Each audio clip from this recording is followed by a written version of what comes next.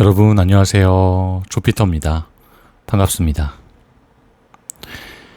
9월 9일 목요일입니다. 현재 시간은 오후 7시 46분입니다. 네, 저녁이네요. 이미 날은 많이 어두워졌고 많은 분들이 이제 퇴근하시고 각자가 이제 관심이 있어 하시는 개인 정비를 하고 계실 거라고 생각이 됩니다. 헬스를 하는 분도 계실 거고요.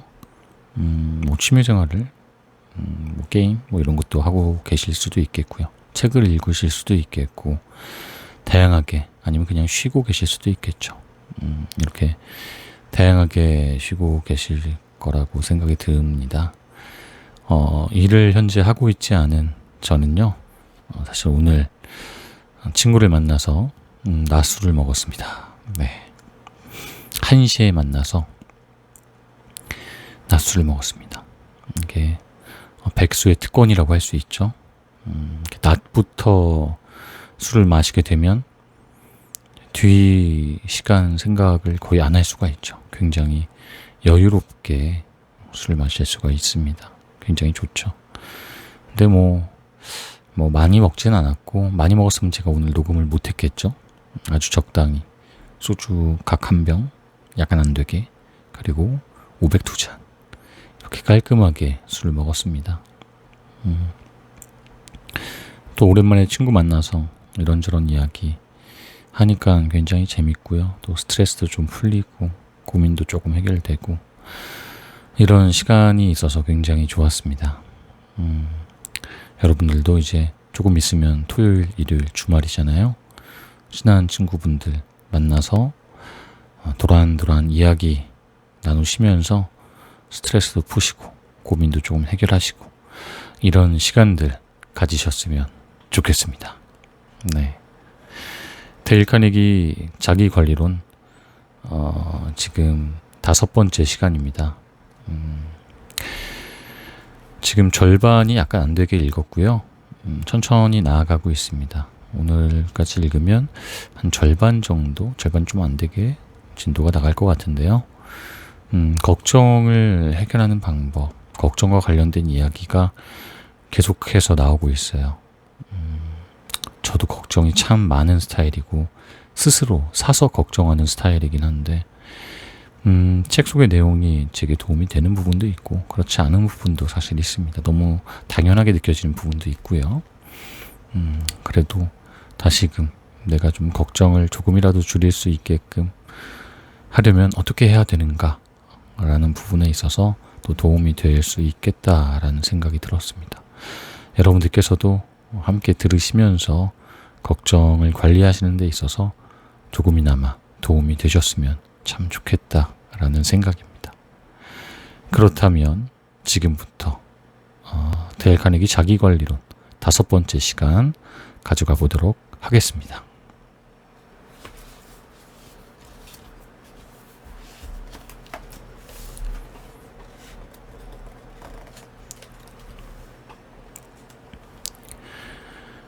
(5장) 걱정을 손절매하라. 주식 투자로 돈을 버는 방법을 알고 싶은가? 궁금해할 사람이 많을 것이다. 만약 내가 답을 알고 있다면 이 책에 터무니없는 가격을 붙이더라도 날개 돋친 듯 팔려나갈 게 뻔하다. 물론 내게 그런 비법이 있을 리 없지만 몇몇 성공한 주식 투자자들이 사용한 방법은 알고 있다. 그 중에서 뉴욕 이스트 42번가 17번지에 사무실을 둔 투자 상담사 찰스 로버츠의 이야기를 들어보자. 텍사스에서 뉴욕으로 왔을 때 주머니에는 친구들이 주식에 투자하라고 맡겨둔 $20,000가 있었습니다. 주식 시장을 훤히 꿰뚫고 있다고 자부했는데 그건 저만의 착각이었습니다. 가끔은 꽤 높은 수익을 올렸지만 결국 전 재산을 날리고 말았죠. 제 돈을 잃은 거야 어쩔 수 없다고 쳐도 친구들의 돈까지 홀라당 까먹고 나니깐 걱정이 이만저만이 아니었습니다.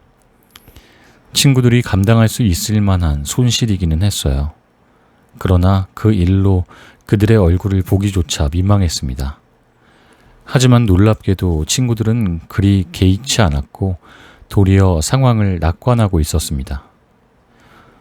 저는 운에 맡기거나 남들의 의견을 따라 주먹구구식으로 투자를 하고 있었습니다.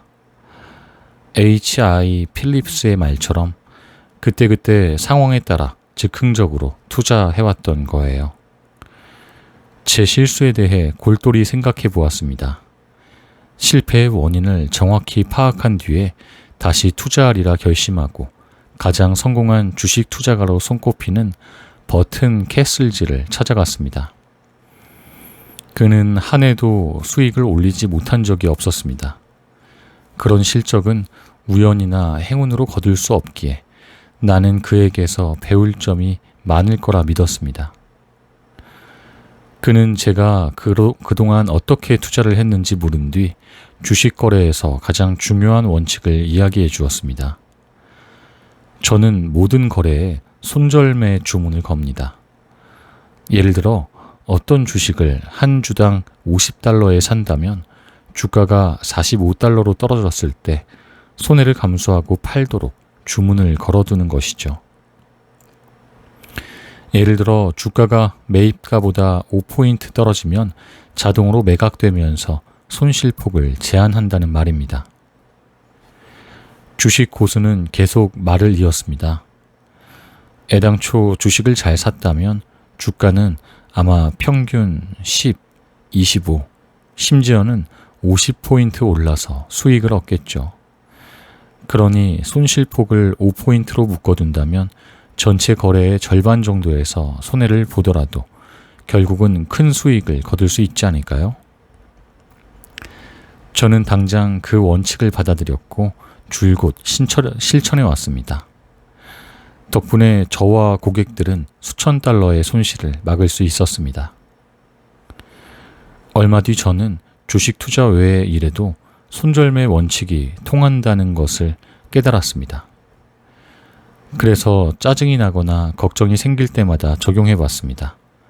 효과는 만점이었죠. 예를 들어 저는 약속 시간을 자주 어기는 친구와 종종 점심을 먹습니다. 전에는 점심시간의 절반이 지나서야 얼굴을 들이미는 친구 때문에 속이 부글부글했죠. 마침내 저는 제 걱정에 대해서 손절매 주문을 걸겠다고 말했습니다. 빌, 자네를 기다리는 일의 손절매 기준은 정확히 10분일세. 만약 자네가 10분 넘어 도착하면 점심 약속은 없던 일로 하고 가버릴 테니 그리 알게나. 아쉽다.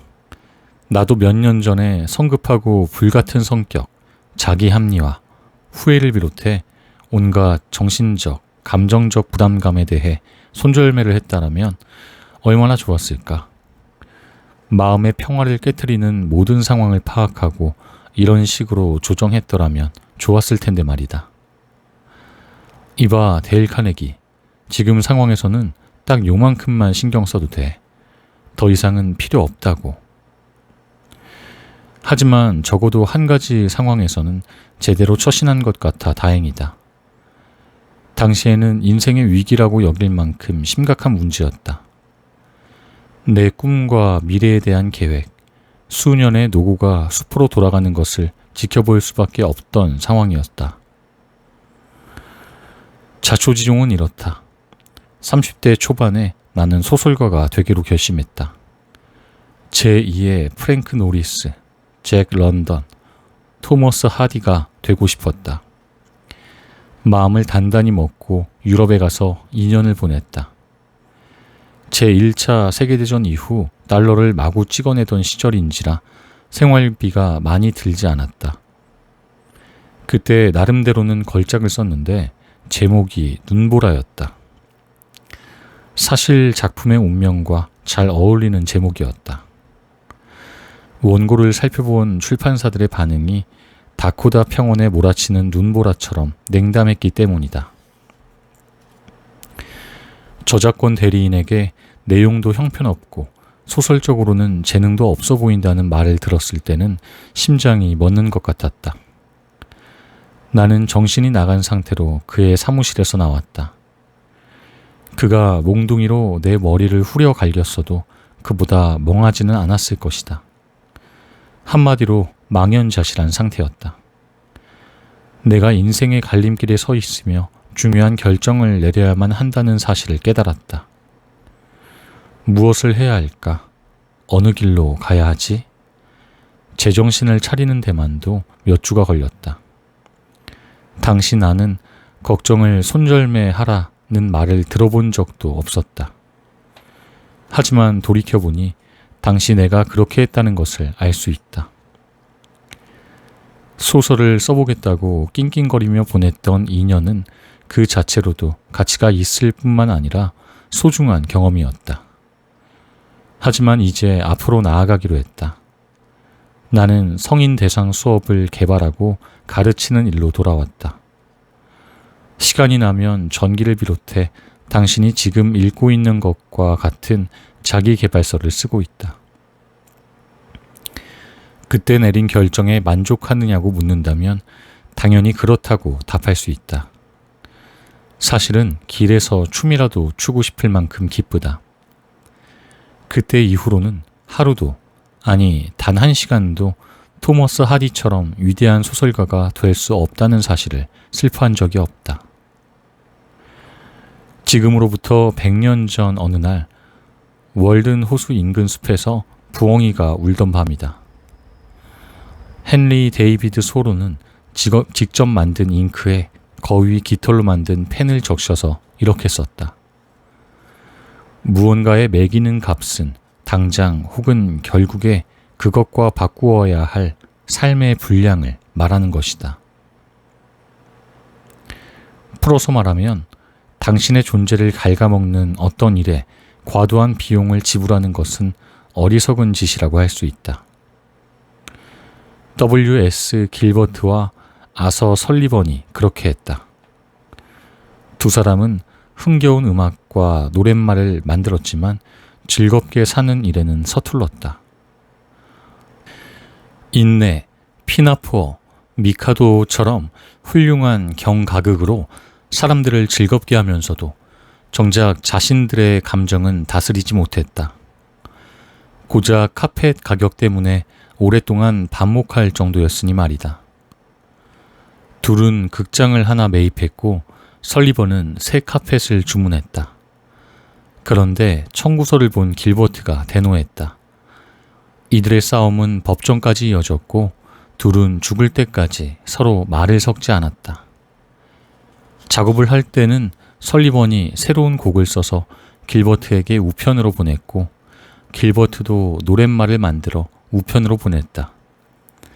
한 번은 같이 커튼콜을 받았는데 둘은 무대의 양쪽 끝에 서서 다른 방향으로 인사했다. 상대방을 보고 싶지 않았기 때문이다. 이들은 분노를 손절매하지 못했다. 링컨은 달랐다.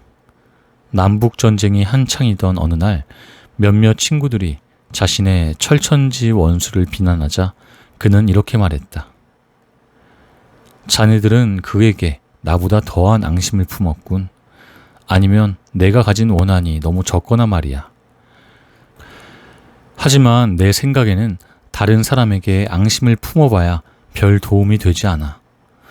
인생의 절반을 다투면서 보내기에는 인생이 너무 짧거든. 어떤 사람이 나에 대한 공격을 그만두는 순간 나는 그 사람의 과거 따위는 잊어버리지. 내가 에디스 숙모라 부르는 분도 링컨처럼 용서하는 마음을 가지고 있다면 얼마나 좋을까? 숙모와 프랭크 삼촌은 담보대출로 농장을 샀다. 농장에는 독고마리가 무성했고 토질은 형편없었으며 배수 문제도 있었다. 두 분은 동전 한 푼까지 아끼며 힘겹게 살아야 했다. 하지만 에디스 숙모는 휑한 집안 분위기를 바꿔줄 커튼을 비롯해 물건 사는 것을 낙으로 삼았다. 돈이 없으니 미주리주 메리빌의 댄 에버솔 직물점에서 외상으로 구매했다. 프랭크 삼촌은 빚이 늘어날까봐 전전긍긍했다. 농사꾼이라면 누구나 쌓여가는 청구서를 두려워하기 마련이다. 삼촌은 몰래 직물점을 찾아가 아내에게 더 이상 외상을 주지 말라고 부탁했다. 그 사실을 안 숙모는 분통을 터뜨렸다. 문제는 그 일이 있은 지 50년이 다 된 지금까지도 여전히 속상해하고 있다는 점이다. 나는 그 이야기를 수도 없이 들었다. 지난번에 만났을 때 나는 이제 70대 후반이 된 숙모에게 말했다. 에디스 숙모, 프랭크 삼촌 때문에 창피를 당하셨으니 삼촌이 잘못한 건 맞아요. 하지만 거의 반세기 동안 불평하고 계시는 게 더 잘못이라는 생각은 들지 않으세요? 뒷이야기가 궁금한가? 차라리 달을 보고 이야기하는 편이 나을 뻔했다. 에디스 숙모는 마음속에서 키워나갔던 원망과 억울한 기억 때문에 값비싼 대가를 치렀다. 바로 마음의 평화였다. 벤저민 프랭클린은 7살 때 평생 잊지 못할 실수를 저질렀다. 호루라기를 좋아했던 그는 장난감 가게에서 가격도 묻지 않고 동전을 탈탈 털어 호루라기를 샀다. 그는 70년 후 친구에게 보낸 편지에서 이렇게 밝혔다. 어찌나 좋던지 집안 곳곳에서 호루라기를 불고 다녔어. 그런데 형과 누나들이 호루라기를 원래 가격보다 비싸게 샀다며 놀려댔다네. 결국 나는 속상해서 울고 말았지. 세월이 지나 세계적인 인물이 되고 프랑스 대사로 부임했을 때까지도 프랭클린은 호루라기를 비싸게 샀던 일을 잊지 못했다. 그때의 분함은 호루라기로 얻은 기쁨보다 훨씬 컸다네. 하지만 이 일로 얻은 교훈을 생각하면 결코 비싼 값을 지불한 것이 아니었다. 어른이 된 다음 세상을 알게 되고 사람들의 행동을 보고 있자니 지나치게 비싼 값으로 호루라기를 사는 사람이 수없이 많았다네. 그래서 나는 인간의 불행이란 어떤 것의 가치를 제대로 판단하지 못한다는 것. 다시 말하면 호루라기를 사는데 지나치게 많은 대가를 지불하는 것에서 비롯된다는 사실을 깨닫게 되었지. 길버트와 설리번 역시 호루라기를 사는데 지나치게 많은 대가를 지불했다. 에디스 숙모도 마찬가지였고 나도 여러 번 그랬다. 전쟁과 평화, 안나 카레니나라는 위대한 소설을 쓴 레프 톨스토이도 마찬가지였다.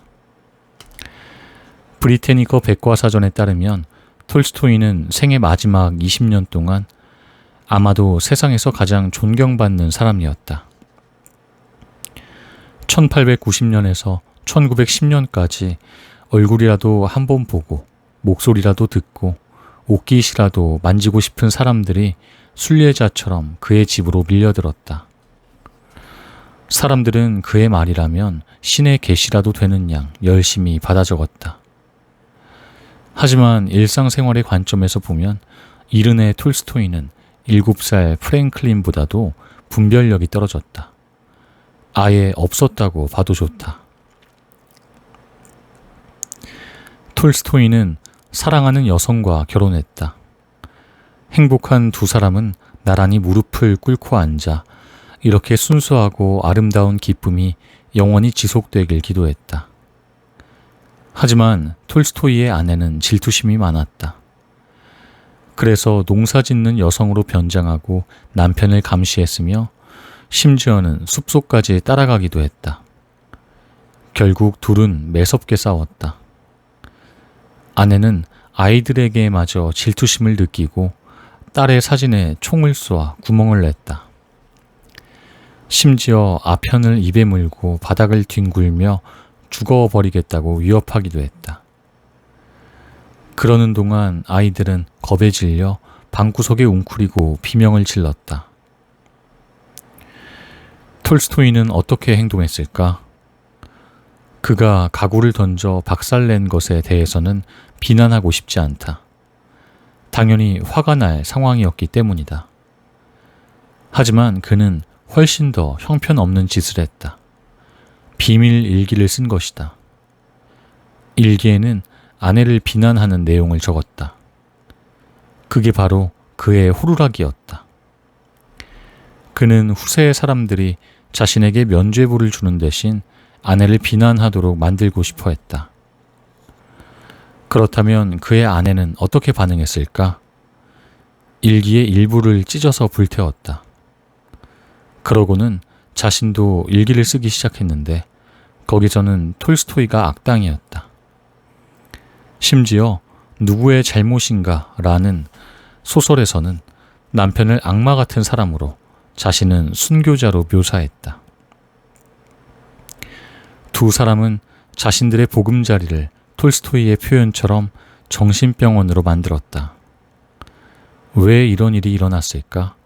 이유는 분명하다.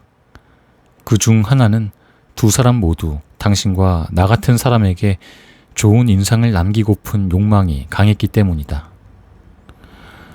그들은 자기를 어떻게 기억할까 그토록 걱정하던 후손이 바로 우리다. 그런데 우리는 이미 저 세상 사람인 둘 중에서 누가 더 잘못했는지에 대해 일말의 관심이라도 있는가? 아니다. 자기 문제를 걱정하는 것만으로도 벅차다 보니 톨스토이 부부를 생각하는 일로는 단 1분도 허비하고 싶지 않다.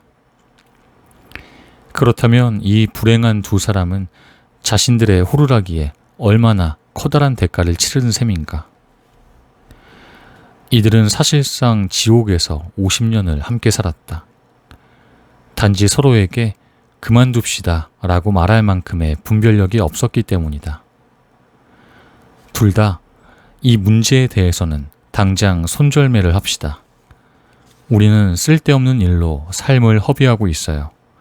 지금 당장 그만둡시다 라고 말할 정도의 가치 판단을 하지 못했다. 그렇다.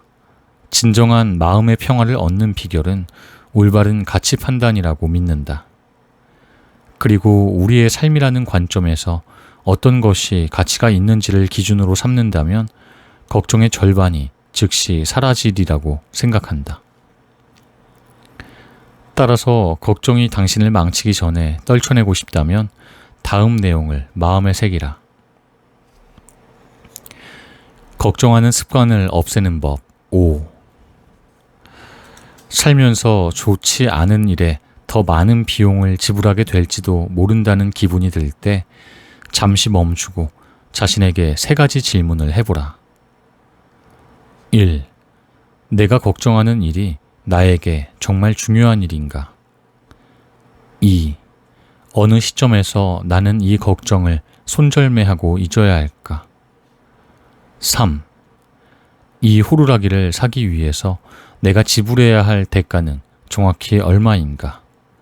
이미 가치에 비해 많은 대가를 치른 것은 아닌가?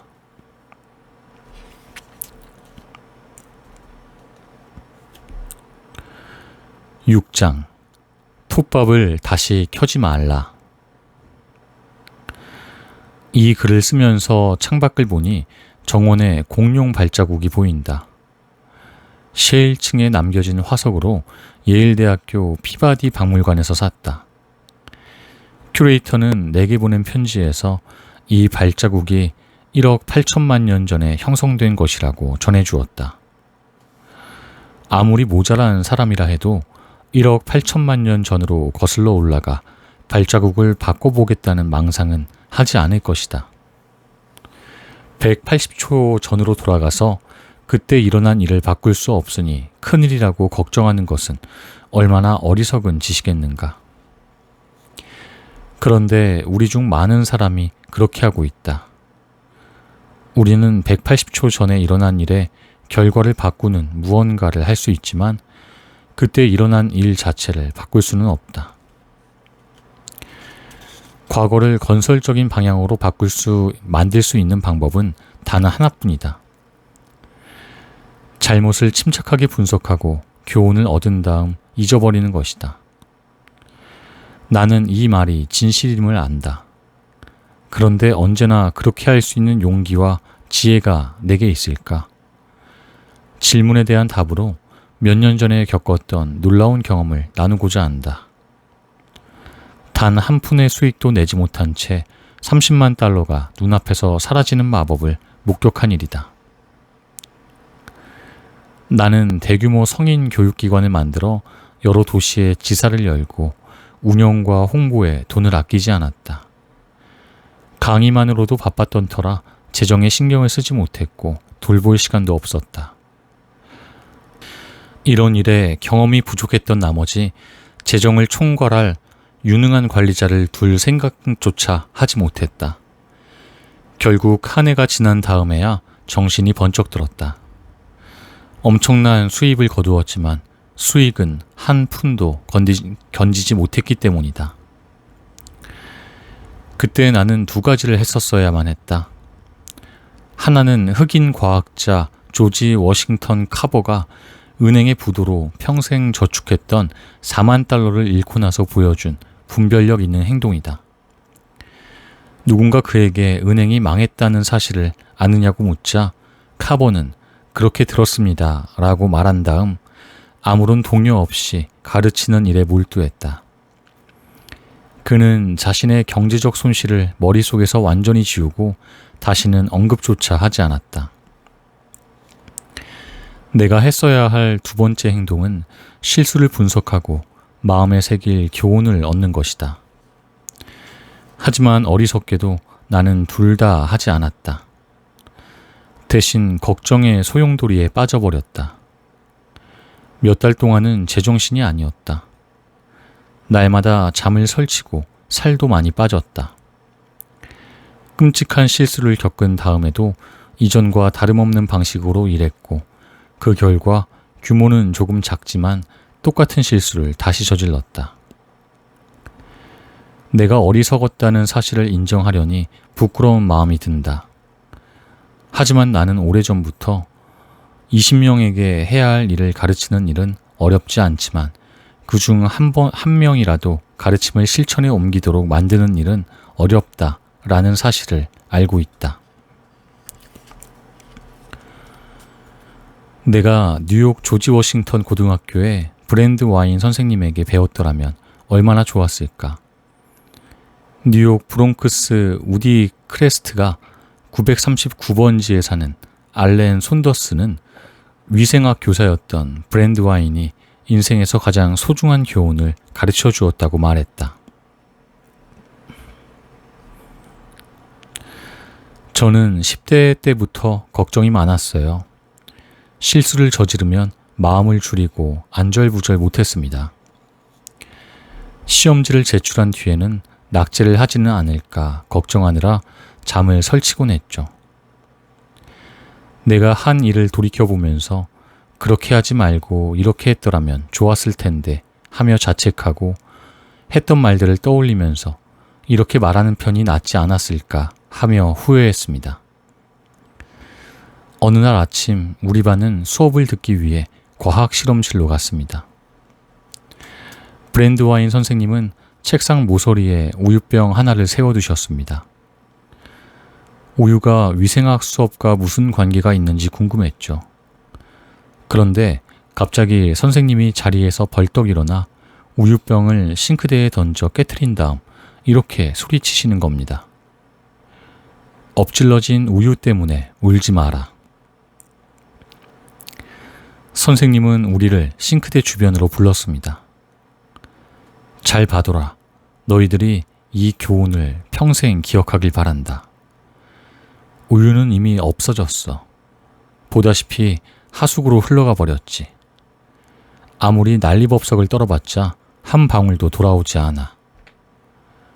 조금만 더 주의하고 조심했더라면 우유를 이렇게 쏟지 않았을 수도 있겠지. 하지만 이미 늦었어. 우리가 할 수 있는 일이라고는 어쩔 수 없는 손실로 여기고 잊어버린 후 자기가 할 일을 계속하는 것뿐이야. 그 간단한 시련은 입체 기하학이나 라틴어가 가물가물해진 뒤에도 머릿속에 또렷이 남아 있습니다.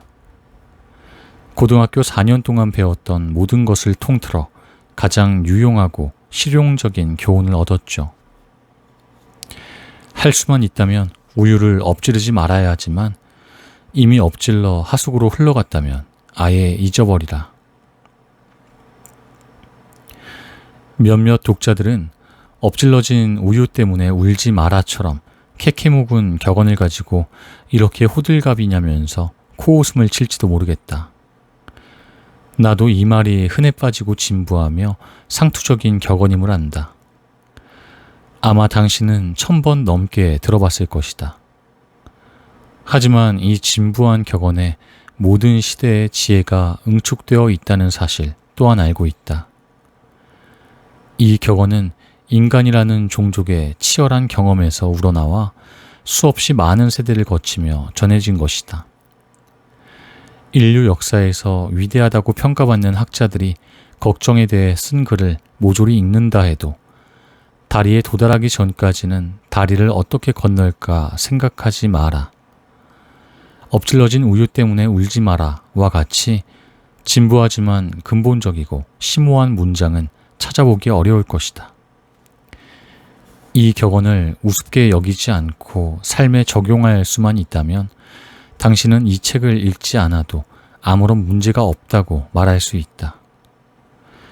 만약 우리가 오래된 격언을 삶에 적용한다면 거의 완벽한 삶을 살 수 있을 것이다. 하지만 지식은 써먹지 않으면 힘이 없다.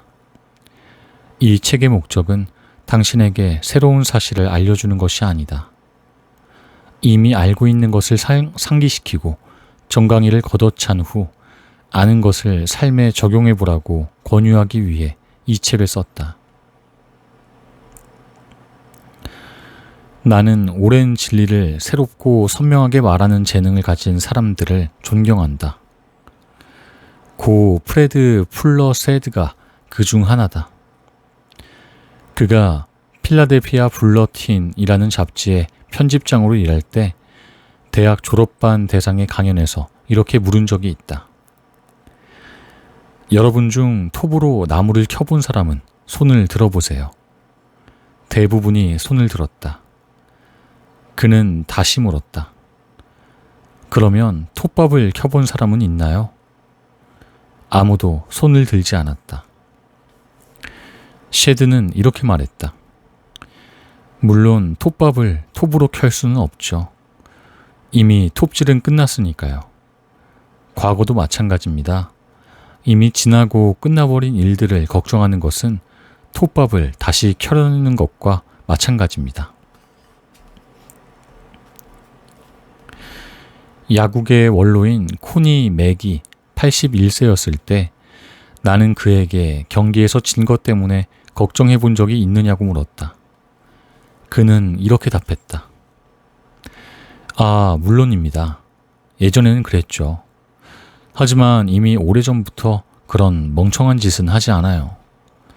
그래봐야 아무런 소용이 없잖아요. 이미 흘러간 물로는 물레방아를 돌릴 수 없는 법이죠. 이미 흘러간 물로는 물레방아를 돌려 곡물을 빻을 수도 없다. 하지만 이마에 주름이 지게 만들고 위궤양으로 시달리게 할 수는 있다. 지난 추수감사절에는 잭 댐프시와 함께 저녁을 먹었다. 크랜베리 소스를 바른 칠면조를 먹으며 그는 진 터니와 펼쳤던 헤비급 타이틀전에 대해 이야기했다. 그는 경기에서 패했고 당연히 자존심에 상처를 입었다. 한창 경기를 치르고 있는데 갑자기 이제 나도 늙었구나 라는 생각이 들더군요. 10라운드가 끝났을 때는 서 있기도 힘들었습니다. 얼굴은 부풀어 올랐고 여기저기 찢어졌으며 눈은 거의 감겼죠. 심판이 진 터니의 손을 들어 올렸습니다. 더 이상 저는 세계 챔피언이 아니었어요. 저는 비를 맞으며 사람들 사이를 뚫고 선수 대기실로 돌아왔습니다. 제 손을 잡아주려는 사람도 있었고 어떤 사람들 눈에는 눈물이 그렁그렁했어요. 다음 해 저는 다시 터니와 싸웠지만 역부족이었어요. 이제 선수 생활이 완전히 끝났다고 생각했습니다. 걱정이 될 수밖에 없었죠. 하지만 스스로 다짐했습니다. 나는 과거에 연연하거나 엎질러진 우유 때문에 울지 않을 거야. 턱을 한 방 얻어맞았지만 쓰러지지 않겠어. 잭 댐프시는 다짐을 실천으로 옮겼다. 어떻게 했을까? 나는 과거에 연연하지 않을 거야 라고 계속 되뇌이기만 했을까? 아니다. 그래봐야 과거의 아쉬움이 더욱 떠오를 뿐이다. 그는 패배를 받아들이고 머릿속에서 지운 다음 미래의 계획에 집중했다. 그는 브로드웨이와 57번가 그레이트 노던 호텔에 레스토랑을 열었다. 권투 경기를 주최하고 전시회도 열었다. 건설적인 일에 전념하느라 과거에 했던 걱정을 떠올릴 시간도 없었고 그럴 마음조차 생기지 않았다. 지난 10년이 세계 챔피언이었을 때보다 훨씬 더 즐거웠습니다. 역사책과 전기를 읽으며 위기에 처한 사람들이 걱정과 비극을 잊고 행복하게 살아가는 사례를 발견할 때마다 놀라기도 하고 힘을 얻기도 한다. 언젠가 싱싱교도소를 방문했을 때 죄수들이 교도소 밖에 보통 사람들처럼 행복하게 살아가는 모습을 보고 충격을 받았다. 당시 교도소장이었던 루이스 로스에게 내가 받은 느낌을 전했더니 그는 이런 말을 해주었다. 범죄자들은 분노와 원한이 가득한 상태로 이곳에 오지요. 하지만 몇 달이 지나면 대부분은 불행한 과거를 잊고 안정을 찾습니다. 주어진 상황을 담담하게 받아들이면서 오히려 최대한 누리려고 하죠. 로스 소장은 한 수감자의 이야기를 들려주었는데 수감자들 사이에서 정원사로 통하는 그는 교도소 안에서 노래를 부르며 채소와 꽃을 재배한다고 한다. 그 수감자는 우리보다 훨씬 지혜로운 사람이다. 다음과 같은 사실을 알고 있기 때문이다. 움직이는 손가락이 글을 쓰고 난 뒤에도 계속 움직인다. 당신의 신앙과 재치를 다한다 해도 손가락을 뒤로 돌려 반줄도 지우게 할 수 없고 아무리 눈물을 뿌려도 한 단어조차 지울 수 없다. 그러니 왜 눈물을 낭비하겠는가? 물론 우리는 실수도 하고 어리석은 짓도 저지른다. 그게 뭐 대수인가? 남들도 마찬가지다. 심지어 나폴레옹도 중요한 전투에서 3번 중 1번은 패했다. 평균을 따져보면 나폴레옹보다 우리가 나을 수도 있다. 왕의 병마를 모두 동원한다고 해도 과거를 돌이킬 수 없다는 것을 기억하라. 걱정하는 습관을 없애는 법 6. 톱밥을 다시 켜지 마라. 걱정이 나를 망치기 전에 걱정하는 습관을 없애는 법 1. 늘 바쁘게 살면서 걱정을 몰아내라. 걱정하는 습관을 고치는 최고의 치료법은 부지런히 활동하는 것이다. 2. 하찮은 일에 호들갑을 떨지 마라. 아무런 영향력이 없는 사소한 일들 때문에 행복을 망치지 말라. 3. 걱정을 몰아내기 위해 평균의 법칙을 활용하라. 스스로 자문해보라. 이 일이 실제로 일어날 가능성은 얼마나 되는가? 4. 피할 수 없다면 받아들이라. 당신의 힘으로 바꿀 수 없는 상황이라면 스스로 이렇게 말하라. 이미 그러니 어쩔 수 없다. 5. 걱정에 손절매 주문을 걸라. 어느 정도까지 걱정할 가치가 있는 일인지 판단하고 그 이상은 걱정하지 말라. 6. 과거에 연연하지 말라. 톱밥을 다시 켜지 말라.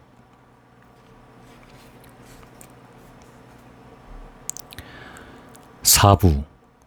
평화와 행복을 부르는 7가지 자세.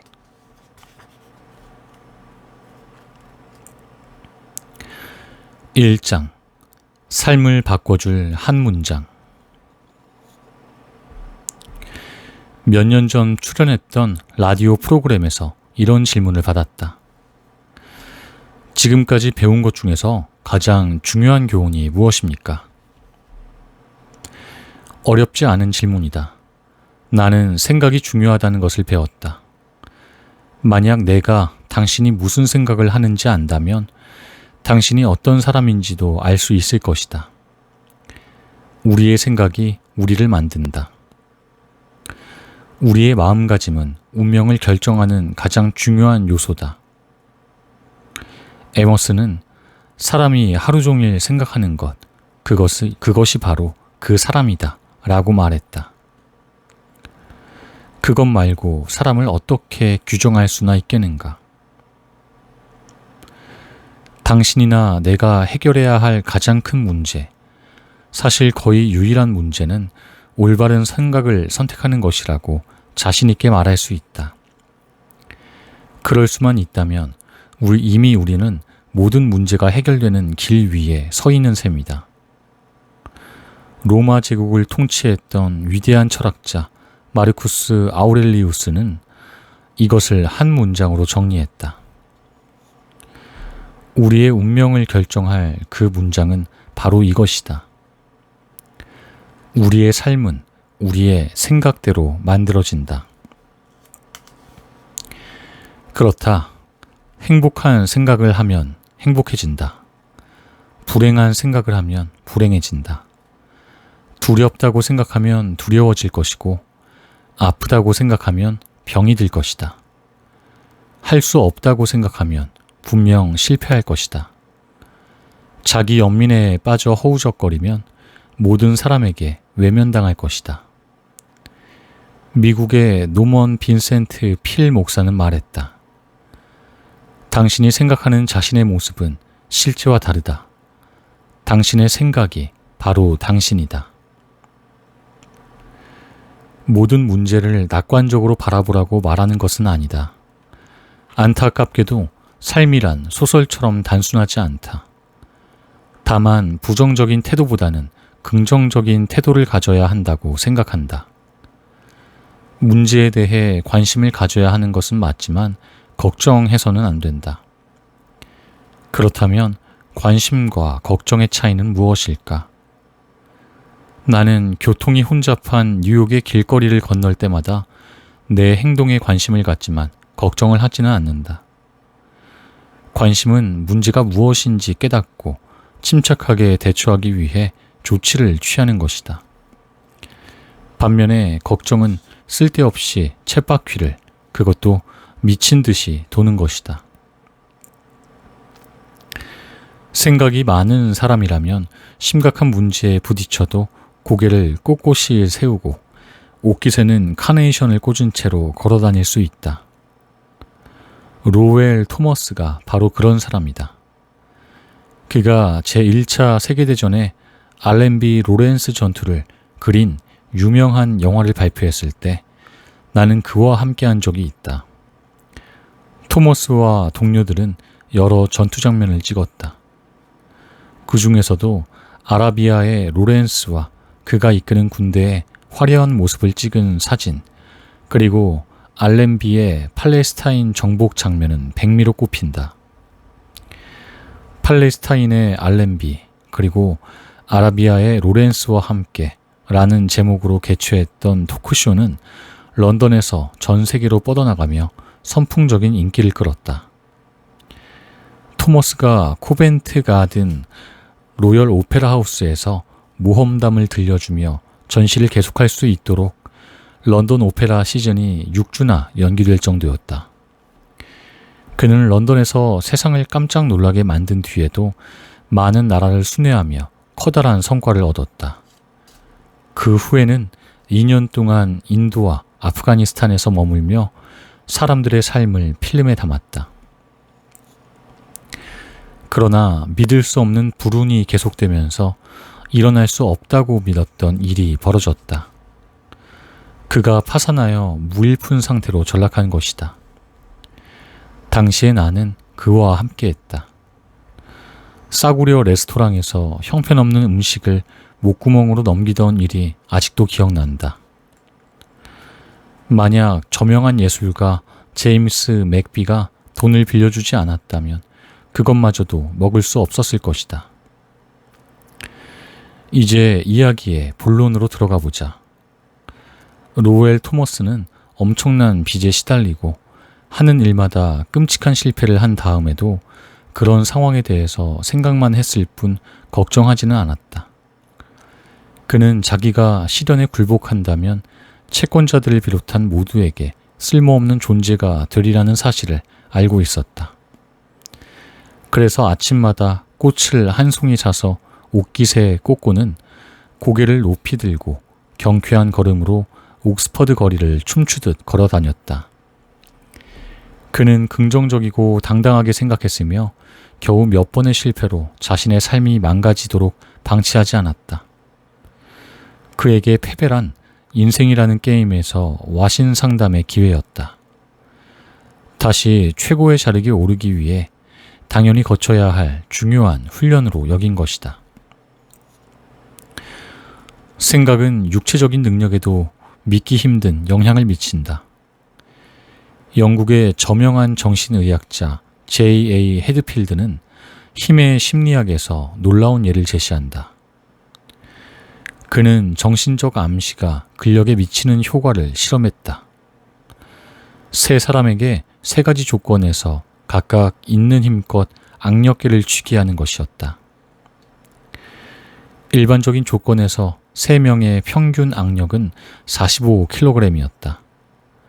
그런데 3명에게 나는 아주 허약한 사람이라고 최면을 건 다음에 측정했더니 정상적인 힘의 3분의 1에도 못 미치는 13kg이 나왔다. 심지어 그들 중 한 명은 권투선수였다. 최면에 걸렸을 때 그는 자신의 팔이 마치 아기의 팔처럼 조그맣다라고 말했다. 헤드필드는 세 번째 실험을 했다. 피실험자 3명에게 나는 무척 튼튼한 사람이라고 최면을 건 후 악력을 측정하자 평균 64kg이라는 결과가 나왔다. 긍정적인 생각을 하게 되자 물리적인 힘이 500%나 증가한 것이다. 생각은 이토록 엄청난 힘을 가지고 있다. 미국 역사에서도 생각이 가진 마법 같은 힘을 보여주는 사례가 있다. 이 이야기에 대해서는 책을 한 권 쓸 수도 있지만 가능한 한 짧게 요약해 보겠다. 남북전쟁이 끝난 직후 서리가 내리는 10월의 어느 날 밤이었다. 집도 없고 가진 것도 없어서 여기저기 떠돌던 한 여성이 매사추세츠주 에임즈버리에 살고 있던 퇴역 함장의 아내 마더 웹스터의 문간을 두드렸다. 웹스터가 문을 열자 몸무게가 45kg이나 나갈까 싶은 만큼 깡마른 몸매의 연약한 여성이 두려움에 질린 모습으로 서 있었다. 자신을 글로버라고 밝힌 이 낯선 여인은 밤낮으로 자신을 괴롭히는 문제에 대해 생각하고 해결하기 위해 머물 곳을 찾는 중이라고 말했다. 그러자 웹스터 부인이 대답했다. 여기서 머물지 그래요. 이 큰 집에서 저 혼자 지내고 있거든요. 글로버 부인은 마도 웹스터의 사위인 빌 앨리스가 휴가차 뉴욕에서 찾아오지 않았더라면 그곳에 계속 머무를 수 있었다. 하지만 빌 앨리스는 글로버 부인을 보자 이렇게 소리치며 그녀를 집 밖으로 쫓아냈다. 이 집에 노숙자를 들일 수는 없어요. 밖에는 비가 휘몰아치고 있었다. 그녀는 몇 분 동안 비를 맞으며 떨고 있다가 머물 곳을 찾아 다시 길을 떠났다. 빌 앨리스가 집에서 쫓아냈던 그 노숙자가 누구인지 아는가? 훗날 그 어떤 여성보다 인간의 사고에 커다란 영향을 미쳤으며 수백만에 달하는 추종자들이 메리 베이커 에디라고 부르는 사람, 곧 종교단체인 크리스천 사이언스의 설립자 에디 부인이다. 당시 그녀의 삶에는 질병, 슬픔, 비극이 가득했다. 첫 번째 남편은 결혼 직후 사망했고 두 번째 남편은 유부녀와 바람나서 그녀를 떠났다. 그는 결국 구빈원에서 생을 마감했다. 그녀에게는 아들이 하나 있었는데 가난과 질병과 질투 때문에 4살배기 아이마저 빼앗겼다. 이후 아이의 소식을 들을 수 없었고 그로부터 31년이 지난 후에야 다시 얼굴을 볼 수 있었다. 건강이 좋지 않았던 에디 부인은 오랫동안 자신이 정신치유의 과학이라고 불렀던 것에 관심을 두기 시작했다. 그러다가 극적인 전환점이 되었던 사건이 매사추세츠주의 린에서 일어났다. 어느 추운 날 그녀는 거리를 걷다가 미끄러져 차가운 길바닥에서 의식을 잃었다. 척추를 다쳐서 몸에 심한 경련이 있었다. 의사들조차 가망이 없다고 여겼으며 기적적으로 살아나도 다시는 걷지 못할 것이라고 진단했다. 죽음을 앞둔 상태로 병상에 누워있던 그녀는 가지고 있던 성경을 펼쳤다. 그리고 그녀의 말에 따르면 신의 인도로 마태복음 9장의 몇 구절을 읽게 되었다. 침상에 누운 중풍병자를 사람들이 데리고 오거늘 예수께서 중풍병자에게 이르시되 작은 자야 안심하라 내 죄 사함을 받았느니라. 일어나 내 침상을 가지고 집으로 가라 하시니 그가 일어나 집으로 돌아가거늘. 그녀는 예수의 말씀이 자신에게 놀라운 힘과 믿음과 치유력을 불어넣어 당장 침대에서 일어나 걸을 수 있게 되었다고 말했다. 그때의 경험은 마치 뉴턴의 사과처럼 순식간에 저와 다른 사람들을 건강하게 만드는 방법을 깨닫게 해주었습니다. 모든 인과관계는 마음에서 비롯되고 모든 결과는 마음의 현상이라는 것을 과학적으로 확신하게 되었습니다. 그렇게 메리 베이커 에디는 여성이 창시한 종교 중에서 가장 위대하다고 평가받으며 전 세계로 퍼져나간 크리스천 사이언스의 설립자이자 사제가 되었다. 카네기는 크리스천 사이언스를 포교하지 못해 안달이구먼. 천만의 말씀이다. 나는 그 종교의 신도가 아니다. 하지만 살면 살수록 생각이 가진 엄청난 힘을 확신하게 되었다. 35년간 성인 교육에 종사하다 보니 생각을 바꾸면 걱정, 두려움, 다양한 질병을 극복하고 인생을 변화시킬 수 있다는 사실을 알게 되었다. 그처럼 믿기 힘든 변화를 적어도 수백 번은 목격했다. 하도 많이 보니까 이제 웬만한 일에는 놀라지도 않는다. 내 수업을 들었던 미네소타주 세인트폴 웨스트 아이다호가 2469번지에 사는 프랭크 웨일리도 그런 사람 중 하나다. 그는 걱정이 심해서 신경쇠약을 앓았다. 저는 매사에 걱정을 했습니다. 빼빼 말라서 걱정했고 탈모가 진행되고 있는 것 같아서 걱정했죠. 돈이 없어 결혼을 하지 못할까봐, 좋은 아빠가 되지 못할까봐, 결혼하고 싶은 여자를 잃을까봐 걱정이었습니다. 제가 잘 살지 못하는 것 같아 속이 썩기도 했죠. 다른 사람에게 좋은 인상을 주지 못할까봐, 위궤양이 생겼을까봐 걱정하기도 했죠. 그러다 보니 일을 할 수 없는 지경에 이르러 결국 직장을 그만두었죠. 안전 밸브가 없는 보일러처럼 제 안에 긴장이 쌓여만 갔습니다. 더 이상 압력을 견딜 수 없게 되자 결국은 터지더군요. 만약 신경쇠약에 걸려본 적이 없다면 앞으로도 그러기를 바랍니다. 어떠한 육체의 고통도 고뇌에 찬 정신이 주는 고통에 비하면 대수롭지 않게 느껴질 정도니까요. 신경쇠약이 심하다 보니 가족에게 말을 걸기도 힘들었습니다. 제 생각을 통제할 수 없었어요. 마음속에 두려움이 가득했습니다. 작은 소리에도 깜짝깜짝 놀랐죠. 사람들을 피하게 되고 아무런 이유 없이 눈물이 나곤 했습니다. 하루하루가 고통스러웠습니다. 모든 사람에게, 심지어 신에게조차 버림받은 것 같았습니다. 이것저것 생각하지 말고 차라리 강에 뛰어들어 삶을 마감할까 고민하기도 했습니다. 혹시라도 나아질까 싶어서 플로리다로 여행을 갔습니다.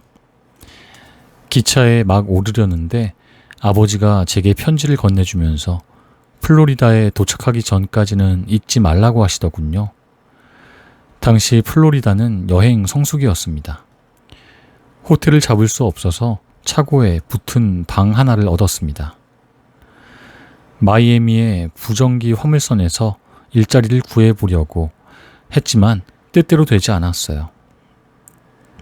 해변에서 할 일 없이 시간만 보냈습니다. 집에 있을 때보다 더 비참했습니다. 그러다가 저는 아버지가 무슨 말씀을 하셨는지 궁금해 편지를 펼쳤습니다. 이렇게 적혀 있었습니다. 아들아, 너는 이제 집에서 2400km 떨어진 곳에 있겠구나. 하지만 집에 있을 때랑 별반 다르지 않지? 그렇게 생각하는 이유는 네가 모든 문제의 원인을 거기까지 가지고 왔기 때문이란다. 그 원인이란 바로 너 자신이야. 네 몸에나 정신에는 아무런 문제가 없다. 네가 맞닥뜨린 상황이 너를 그렇게 만든 것도 아니지. 문제는 네 생각에서 비롯된단다. 사람이 마음속으로 생각하는 것, 그것이 바로 그 사람이다. 네가 이 말을 깨닫게 되면 집으로 돌아오너라. 이미 너는 다 나았을 테니 말이다. 아버지의 편지를 읽고 화가 났습니다. 저는 훈계가 아니라 동정을 받았기 때문이지요. 그래서 다시는 집에 돌아가지 않기로 결심했습니다. 그날 밤 저는 마이애미의 골목길을 걷다가 어느 교회 앞을 지나게 되었습니다. 예배 소리가 들렸죠. 마땅히 갈 데도 없어서 교회 안으로 들어갔다가 이런 내용의 설교를 들었습니다. 자신의 영혼을 정복한 사람은 도시 하나를 정복한 사람보다 강하다. 성스러운 분위기 속에서 아버지의 편지와 같은 내용의 설교를 듣는 동안 머릿속에 짙은 안개가 싹 걷히는 느낌을 받았습니다.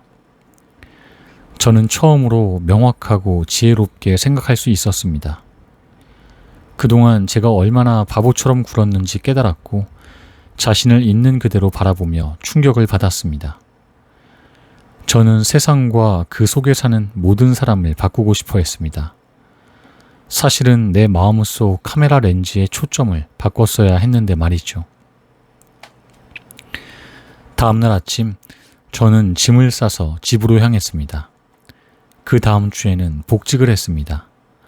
4개월 후에는 나를 떠날까봐 걱정했던 여성과 결혼도 했습니다. 지금은 5이나 되는 아이를 키우며 행복한 가정을 꾸리고 있습니다. 하느님은 물질적으로도 정신적으로도 저를 도와주셨습니다. 신경쇠약에 걸렸을 때 저는 작은 부서의 야간조 감독으로 18명을 관리했습니다. 지금은 450명이 넘는 직원을 이끄는 상자 제조회사 관리자입니다. 저의 삶은 예전보다 훨씬 풍성하고 평온합니다. 이제는 삶의 진정한 가치를 느끼고 있습니다. 불안한 생각이 스멀스멀 피어오를 때마다 모든 사람이 다 그렇듯 저는 스스로에게 카메라의 초점을 다시 맞추라고 말합니다. 그러면 모든 일이 순조로워집니다.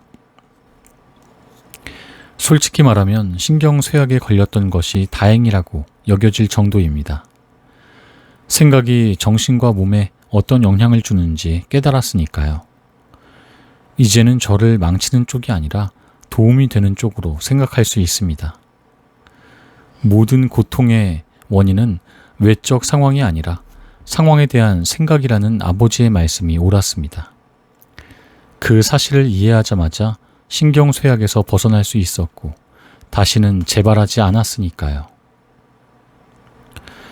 나는 마음의 평화와 삶의 기쁨이 상황이나 재산, 지위가 아니라 오직 생각에 달려 있다고 확신한다. 외적 조건은 중요하지 않다. 존 브라운은 하퍼스 페리의 무기고를 탈취하고 노예 반란을 선동한 혐의로 교수형에 처해졌다. 그가 자신이 눕게 될 관 위에 앉아 처형장으로 갈 때 옆에 있던 간수는 초조하고 걱정되어 어쩔 줄 몰라 했다. 하지만 존 브라운은 침착하고 차분하게 행동했다. 버지니아의 블루리지 산을 바라보며 이렇게 말했을 정도였다. 정말 아름다운 나라야. 그동안은 제대로 본 적이 없었구나. 남극 땅을 밟은 최초의 영국인 로버트 펠콘 스콧과 동료들은 또 어땠는가. 남극을 정복하고 돌아오는 길은 너무도 험난했다. 11일 동안 밤낮 없이 몰아치는 눈보라에 갇혀 한 걸음도 내딛지 못하는 상황에서 식량과 연료마저 동이 나버렸다. 바람이 얼마나 사납던지 빙하에 골짜기가 생길 정도였다. 스콧과 동료들은 죽음이 눈앞에 왔음을 직감했다. 이들은 비상 상황에 대비해 상당한 양의 아편을 가지고 있었다. 이것을 먹기만 하면 편하게 드러누워 달콤한 꿈을 꾸며 다시는 잠에서 깨지 않을 수 있었다. 하지만 이들은 아편을 쓰지 않고 기운을 북돋는 노래를 사방에 울리도록 부르며 죽음을 맞이했다. 8개월 후 수색대가 그들의 꽁꽁 언 시체에서 유서를 찾아내 이 사실이 밝혀졌다. 그렇다. 용기와 침착한 마음을 불러일으킬 창조적인 생각을 할 수만 있다면 우리는 자신의 관에 앉아 처형장으로 가면서도 자연을 감상할 수 있고 추위와 굶주림으로 죽어가면서도 즐거운 노래로 텐트를 가득 채울 수 있다. 이미 300년 전에 영국의 시인 존 밀턴은 앞을 보지 못하게 되고 나서 똑같은 진리를 깨달았다. 마음은 그 자체로 공간이니 그 안에서 지옥을 천국으로 만들 수 있고 천국을 지옥으로 만들 수도 있다. 나폴레옹과 헬렌 켈러는 밀턴의 이야기를 입증했다. 나폴레옹은 권력, 영광, 재산 등 인간이라면 누구나 원하는 것을 가졌던 사람이다. 하지만 세인트 헬레나에 유배되었을 때 이렇게 말했다. 나는 살면서 단 한 주도 행복했던 적이 없다. 반면에 앞을 볼 수 없고 들을 수 없고 소리를 낼 수도 없었던 헬렌 켈러는 이렇게 말했다.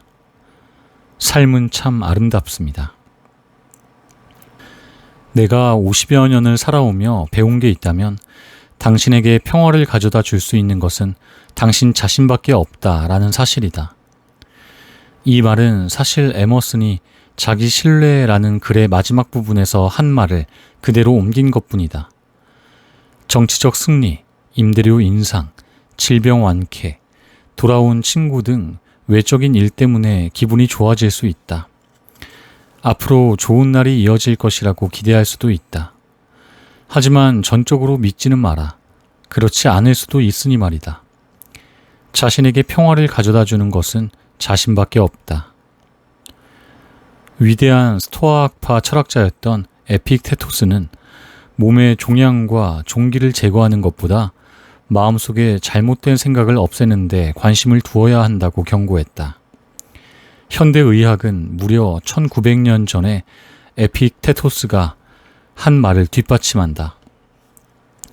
캔비 로비슨 박사에 따르면 존스 홉킨스 병원을 찾아오는 환자 5명 중 4명은 일정 부분 감정적인 긴장과 스트레스에서 비롯된 증상을 보인다고 한다. 기질적 장애도 그런 이유로 발생하는 경우가 많다. 로비스는 이런 증세는 결국 삶의 균형이 잡혀있지 않고 삶이 주는 문제에도 적응하지 못해서 생겨납니다. 라고 말했다. 프랑스 철학자 몽테뉴의 좌우명은 다음과 같았다. 사람은 일어나는 일에 상처받는 게 아니라 일어나는 일에 대한 스스로의 생각에 상처를 받는다. 그런데 일어나는 일에 대한 우리의 생각은 전적으로 우리에게 달렸다. 문제 때문에 쓰러지고 신경이 곤두서 있는 당신이 굳센 의지로 노력하면 마음가짐을 바꿀 수 있다고 말하는 것처럼 들리는가? 정답이다. 하지만 그게 다는 아니다. 지금부터 어떻게 해야 할지 제시하려고 한다. 약간의 노력은 필요하겠지만 방법 자체는 간단하다. 응용 심리학의 최고 권위자인 윌리엄 제임스는 이렇게 말했다. 행동은 감정을 따르는 것처럼 보이지만 실제로는 행동과 감정이 함께 간다. 따라서 의지로 직접 통제할 수 있는 행동을 조절한다면 의지에 통제되지 않는 감정도 간접적으로 조절할 수 있다. 마음을 먹는다고 해서 곧바로 감정을 바꿀 수는 없다. 하지만 적어도 행동은 바꿀 수 있다. 그리고 행동을 바꾸면 자연스럽게 감정도 바뀌기 마련이다. 그는 또 이렇게 말했다. 기쁨을 잃었을 때 그것을 되찾는 가장 훌륭하고도 자발적인 방법은 즐거운 마음으로 이미 즐거운 사람처럼 말하고 행동하는 것이다. 이렇게 간단한 방법이 과연 효과가 있을까? 물론이다. 마치 성형수술을 한 것처럼 달라질 것이다. 한번 시도해보자. 진심에서 우러나온 미소를 활짝 머금은 얼굴로 가슴을 쭉 펴고 숨을 깊이 들이마시라. 흥겨운 노래를 부르라. 노래를 부르기 어렵다면 휘파람을 불어도 좋고 휘파람을 불 수 없다면 콧노래만으로도 충분하다. 그러면 윌리엄 제임스의 말에 공감이 갈 것이다. 진정한 행복에서 우러나오는 행동을 억지로라도 하다 보면 우울하게 지내는 것이 신체적으로 불가능해진다. 이는 일상에서 쉽게 기적을 낳을 수 있는 자연의 기본 진리다. 캘리포니아에 사는 한 여성의 이야기다. 이름은 굳이 밝힐 필요가 없을 것 같다. 만약 그녀가 이 진리를 깨달았다면 단 하루 만에 모든 고통에서 벗어날 수 있었을 것이다. 그녀는 나이 들어 남편과 사별했다. 당연히 슬플 수밖에 없다. 하지만 그녀는 행복해지려는 노력조차 하지 않았다. 기분이 어떠냐고 묻는다면 입으로는 뭐 괜찮아요 라고 대답하지만 표정과 울먹이는 목소리는 제가 어떤 고통을 겪는지 모를 거예요 라고 답하는 것처럼 보일 것이다. 그녀 앞에서 행복한 척 했다가는 책망을 듣게 될 듯하다. 하지만 그녀는 비슷한 일을 당한 여인들보다 나은 처지다. 적어도 남편이 평생 먹고 살기에 충분한 보험금을 남기고 떠났으며 결혼한 자녀와 함께 살고 있었으니 말이다. 그런데도 얼굴에서 웃음을 찾아볼 수 없다. 그녀는 몇 달씩 사위들 집에 얹혀 살면서도 사위 3명이 전부 인색하며 이기적이라고 불평했다. 딸들이 자신에게 선물을 주지 않는다고 투덜거리기도 했다. 정작 자신은 노년을 위해 돈을 쌓아두고 있으면서 말이다. 그녀는 자신뿐만 아니라 가족의 삶에도 그늘이 지게 만들었다. 꼭 그럴 필요는 없을 텐데 참으로 안타까운 일이다. 만약 변하려는 의지만 있다면 불만투성이에 불행하고 가엾은 노파가 아니라 존경받고 사랑받는 가족의 구성원이 될 수도 있었다. 즐겁게 행동하려고 노력하기만 했다면 변화가 시작되었을 것이다. 자신의 고통에만 관심을 집중하지 않고 다른 사람들에게 사랑을 나누기 시작했다는 것만으로도 인생이 180도로 달라지게 된다. 인디애나주 텔시티 11번가 1335번지에 사는 H.J. 잉글러트는 이 비결을 깨우치고 실천에 옮긴 사람이다. 그는 10년 전 성홍열을 앓았다. 설상가상으로 병이 나은 다음에는 신장염에 걸렸다. 의사라면 돌파리까지 찾아가 보았지만 도무지 나을 기미가 보이지 않았다. 얼마 후에는 합병증이 생겼다. 최고 혈압이 214까지 치솟았고 의사는 더 이상 가망이 없으니 주변을 정리하는 게 좋다는 말까지 했다. 저는 집으로 돌아왔습니다. 보험금을 다 냈는지 확인하고 신에게 모든 죄를 사해달라고 기도한 다음 침울한 기분으로 과거를 돌아보았습니다. 저는 모든 사람을 불행하게 만들었습니다. 아내와 가족을 괴롭혔고 저도 우울증에 걸렸습니다. 그렇게 자기 연민으로 한 주를 허우적대다 보니 이런 생각이 들었습니다. 정말 바보처럼 굴고 있구나. 앞으로 1년은 더 살 텐데 적어도 그 시간만큼은 행복하게 지내야 하지 않겠어. 저는 가슴을 활짝 펴고 미소를 띠며 마치 아무 일도 없는 듯 행동하고자 노력했습니다. 처음에는 애를 많이 써야 했습니다. 하지만 억지로라도 쾌활해지려고 했습니다. 그랬더니 가족은 물론이고 저 자신에게도 큰 도움이 되었습니다. 갈수록 기분이 한결 나아지는 것을 느꼈습니다. 억지로 좋은 척한 것만큼 실제로도 좋아진 것이죠. 제 상태는 나날이 좋아졌습니다. 그리고 무덤에 묻혀야 할 날이 한참 지난 지금까지도 저는 건강하게 살아 있습니다. 혈압도 많이 내려갔죠. 한 가지만은 분명합니다. 제가 만약 죽는다는 패배감에 사로잡혀 있었더라면, 그 생각에만 빠져 있었더라면 의사의 예언은 실현되었겠죠. 하지만 저는 제 몸이 스스로를 치유하도록 기회를 주었습니다. 그저 마음가짐을 바꾼 것만으로 말이죠.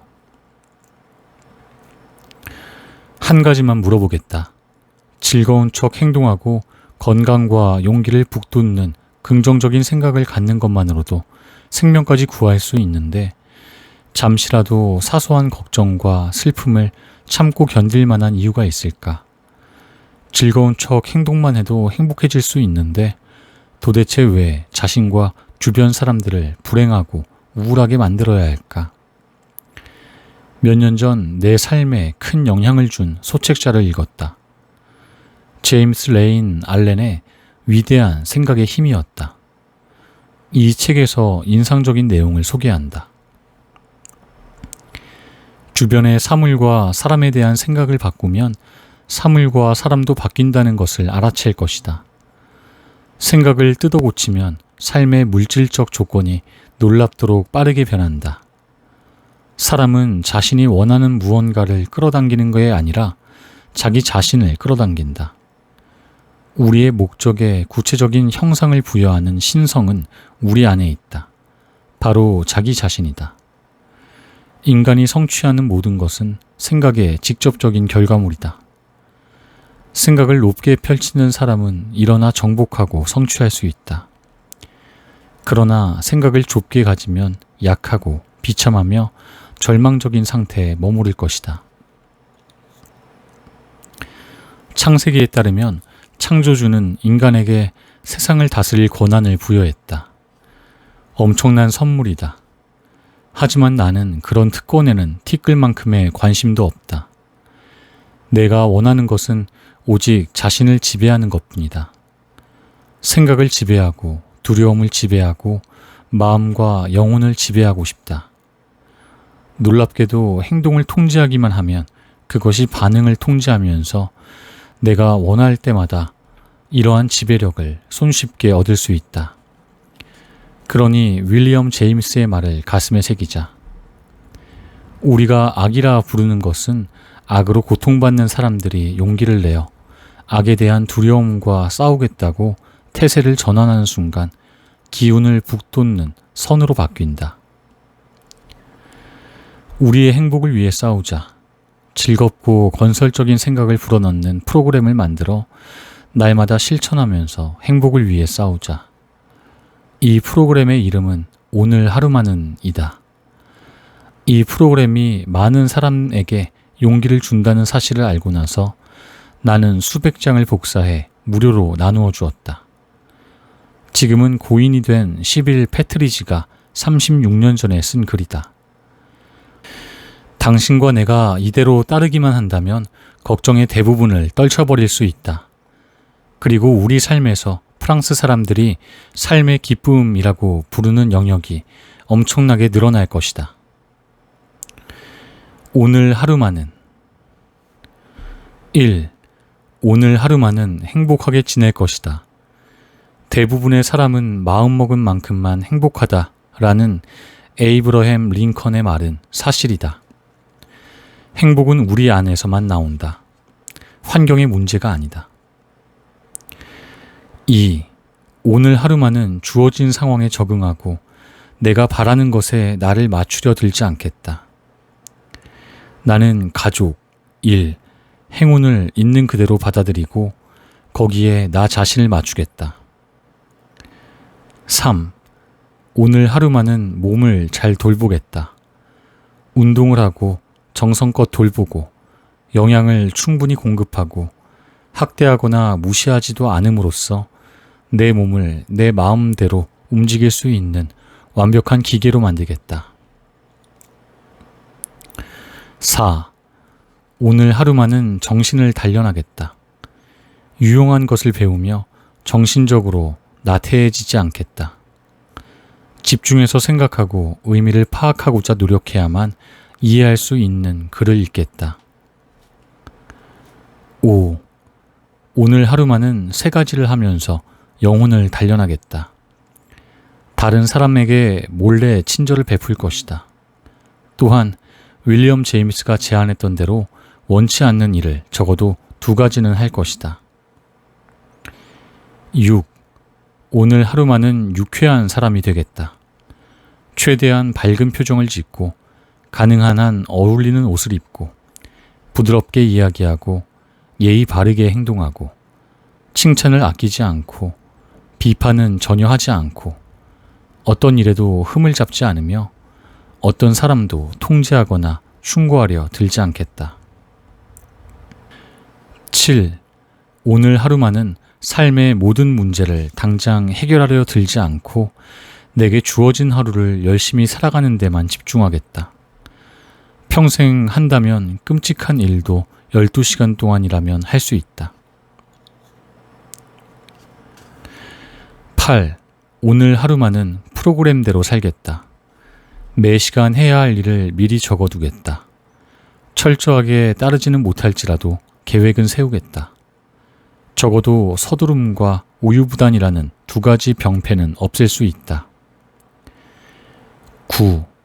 오늘 하루만은 30분이라도 혼자 조용히 쉬겠다. 그 시간 동안 삶에 대해 균형 잡힌 시각을 갖도록 신에 대한 생각도 해보겠다. 10. 오늘 하루만은 두려워하지 않겠다. 행복하지 않을까봐, 아름다움을 누리지 못할까봐, 사랑하지 못할까봐, 내가 사랑하는 사람이 나를 사랑하지 않을까봐 두려워하지 않겠다. 마음의 평화와 행복을 얻고 싶다면 다음 원칙을 기억하라.